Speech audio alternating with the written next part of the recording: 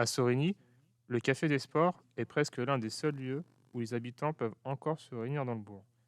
Depuis bientôt 15 ans, le maire du village fait construire des commerces autour de la ville et plus dans son cœur. La gérante du café le déplore.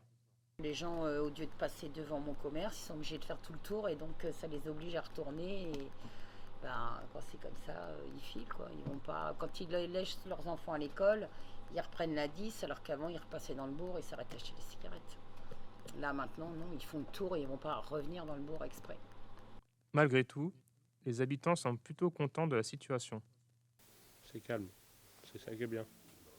C'est, je trouve que ça devient plus une ville qu'un petit village, quoi. Ça augmente, quoi. C'est bien, moi je trouve ça bien. Même avec ces changements, le café continue d'être un lieu de passage. J'ai beaucoup de clients qui viennent parce qu'ils travaillent sur des chantiers à côté, des chantiers de l'autoroute. Donc quand ils sont là, c'est très bien parce qu'ils viennent tous le soir en groupe et c'est sympa. Mais après, eux, c'est des gens qui restent pas très longtemps dans le coin. Là, ça fait 1 an qu'ils sont là, ils vont encore rester 6 mois, 1 an, mais ensuite on les verra plus.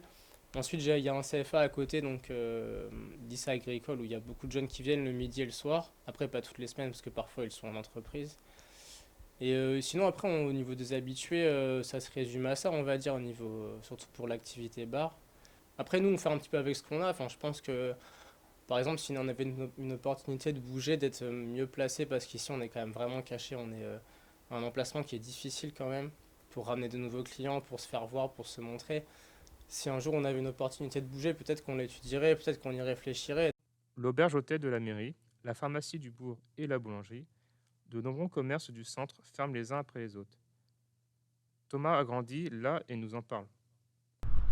Pour moi, ça me fait un petit peu un pincement au cœur de voir un petit bourg qui se disparaît petit à petit au profit d'un autre bourg, un autre centre-ville un peu plus loin.